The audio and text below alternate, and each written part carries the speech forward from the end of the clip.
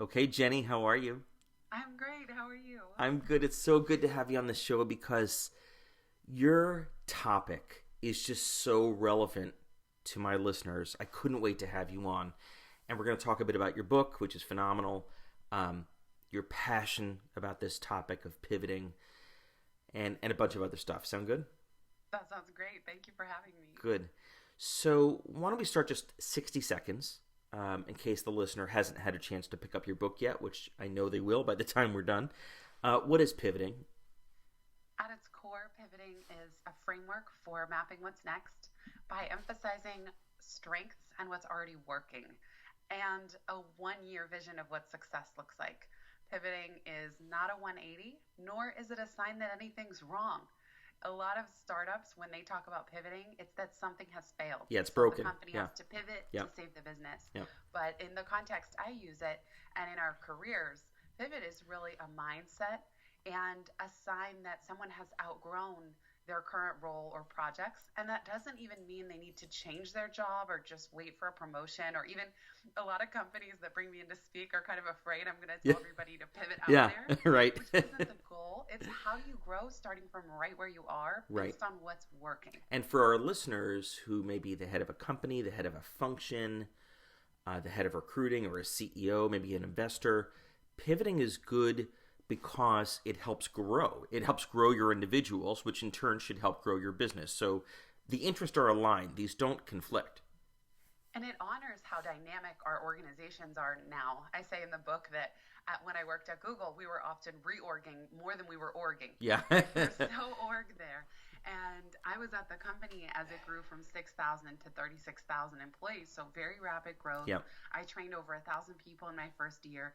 And what you're describing is both sides, both employees and managers, want the same things. Everybody wants an engaged, productive workforce where people feel fulfilled in their roles. And your top So- performers will stay when they do. You'll have Yes, less turnover, more retention. And I call top performers high net growth individuals that for the most part, they're not just motivated by money. Yeah. Just offering them higher salary or bonus actually isn't going to cut it, Right. nor is it the only thing that they want. That's a misconception. But that if they are trying to grow within the organization and are getting stymied by bureaucracy, they will leave.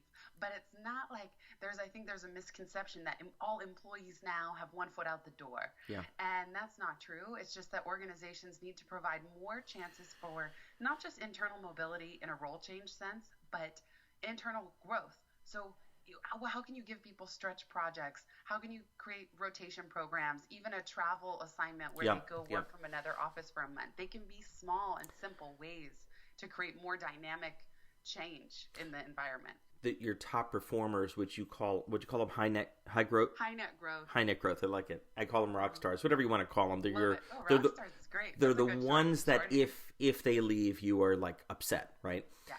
And so the challenge is keeping them and keeping them growing, which to your point is their primary focus, even more than money. Surveys show that compensation is not first. Challenge is first. So let's make it practical for the listener. How do you provide that challenge, especially in a smaller organization where maybe you don't have layers and layers where you can promote and promote and promote, right? Maybe you don't even have that many functions where you can move people around different functions. Let's talk about some specific examples of how do I help my people pivot and get those stretch assignments. Can you give some examples? Well, one of the most simple things is to ask and to listen. And it sounds obvious, but what I see is for individuals, so managers will often say things like, well, it's up to employees to own their career. And we kind of know this. Yep. But at the same time, consider when you are lower down the chain, it's very nerve-wracking to talk to a manager and say anything along the lines of, I'm getting bored, I'm Sure. getting restless. Sure. Because you don't want that to affect your reviews or your performance. So employees are kind of terrified to have these conversations, especially the more junior ones. And similarly, managers, what gets in their way is I hear things like, I'm too busy, career conversations aren't measured, it's not like my sales stats with my team, Yep. or I don't know how, Yep. or I don't want to promise something that I can't deliver. So the manager also doesn't tend to initiate, and I think in ways that they could. So for me, I create a pivot it's meant to be judgment neutral. It's not a career crisis. There's no problem that both can say, oh, I'm at a pivot point, or how can we help you grow? What's working? Right. Because oftentimes these conversations also focus on, like you said, kind of limiting things of what's getting in the way. Yep. But what's working? What are you enjoying most? And asking employees, how are you most excited to grow in the coming year? And managers can even say, even if I can't, we don't need to solve anything in this conversation. Go big. Go for a walk and talk. Like, I really recommend these not be sitting in an office in the same setting as your one-on-ones. Yeah. You almost need to break out of that, right? And take it to a different place for a different kind of conversation. Like, managers, don't take notes. Yep. This isn't a time for taking notes. It's Yep. a time for you to just ask really big, open-ended questions. Right. Get to know this person, what excites them. Then later, projects are going to cross the threshold where you think, oh yeah, this would be perfect for so-and-so. How do you get your people to talk about this when they may be concerned that if they're honest, they're going to say or imply, I want your job, right? So I think a lot of managers have the confidence to go there, and they'd love for their people to want their job. That means that they can then move up, right? But your folks, your team, your staff may not feel comfortable implying that because it may be taken as a bit of a threat. So how do you get people to kind of enter the danger and be really honest about their aspirations even when they may conflict?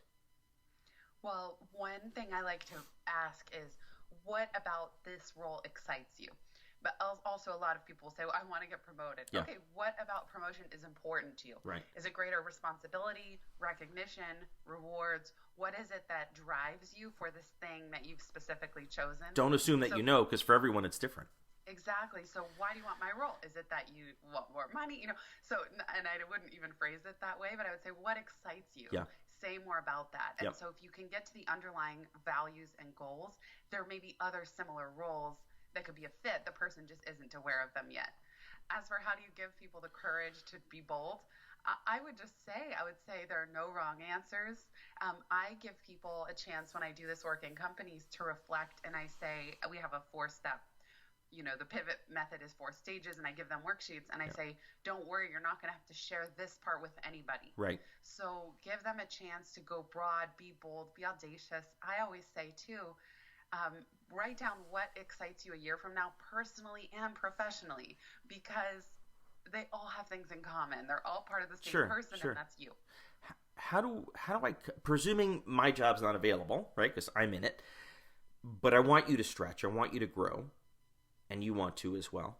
How do I create these stretch projects so that they're not busy work, they're not crap, they help the organization at the same time as they help the person develop, and at the same time the person is taking on a new challenge which they may be afraid of failing, right? They may be getting bored, but now I'm going to put them in their uncomfort zone, and they may be concerned, what happens if I bomb this stretch project? So how do I begin to do that? Well, you just identified some important categories in this Venn diagram of solutions. So how does this help the individual grow? How does it add value to the organization?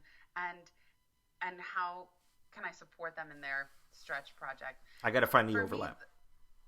I got to find the intersection of those. Exactly. And for me, what's most important is, how does this person want to grow? Do they eventually want to become a people manager, or do they want to manage complex projects? Or is it that they work in finance operations and they really want to work with people? Yep. It's very different. So you're not just throwing them anything at all that's out of their comfort zone. You're really saying, how are you most excited to grow? And what could we do that's a small experiment along those lines? Right. And I think a lot of good stretch projects come from things that are currently broken or inefficient that fall within something that person is passionate about. And at Google, everyone they kind of know this term 20% projects. But for most of us, it was 10%. Yeah. And it was not carved out of our current work. It was 110%. Yeah, it was in addition to, right? You still got to get your day job done. Yeah, so and the thing is that neither manager nor employee can guarantee that this stretch assignment is going to go perfectly, or that it is going to add value. But all you can do is chunk it down to a small enough size to say, let's test something. And if that works, let's see how we can expand it, and then expand it again. And so things tend to grow organically if they're meant to and they're truly adding value. And they tend to get stalled or stop if it's just not going to connect. And there you can pivot the project as well as not just the person. Who should own figuring out what the project is? Is it the manager thinking about, well, what haven't I been able to get to, or what is broken, and how does that align, to your point, the overlap with the individual's aspirations, or do I say you go away and think about it and come back with some ideas of what you'd like to tackle next? Both would be helpful. It's likely that managers do have room to delegate more, and probably out of fear that they're Sure. probably keeping their grip. Sure. So I always push managers, what's just outside of your comfort zone in terms of delegation. Yeah. So you've probably reached a certain level where you think, okay, I can delegate this stuff, no problem. But what's the next step that makes you a little anxious? But It should probably make both people a little bit nervous, right? Absolutely. And then if you're the employee, for me, for example, I remember early in my career at Google, I had 2 coaching sessions from a leadership training, and they blew my mind. No one had ever asked me these big, powerful questions about my values before. Yeah. And when I asked to have a third, my manager said, no, we can't. We don't have the budget. They're very expensive. And I was devastated. And I thought, but this is the core of who I am. This is so important to me. And here Google had all these perks like on-site massage and haircuts and snacks and everything. So I felt like there is something missing. I want to help any Googler get one-on-one coaching or have one-on-one career conversations that doesn't have to break the bank by paying $500 an hour for an external coach. Yeah. And that's where I started this little project, and I initiated it that now is still thriving 10 years later, called Career Guru. And that came from me. That came from the ground up, feeling frustrated that there was a need there.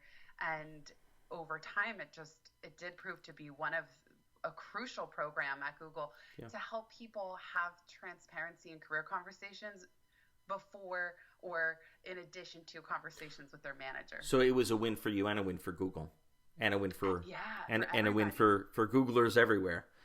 Yeah, exactly. And for managers, actually, what was so amazing was to see that we would train managers that in 5 or 10% of their time, they would have these conversations. They were not full-time coaches. Right. So they were also feeling very fulfilled that they got to give back in this way and pay it forward and have these rewarding conversations and get coach training skills themselves. So it even gave development opportunities to the managers who participated. All this sounds really promising and optimistic and healthy when my direct report is an up-and-coming rock star.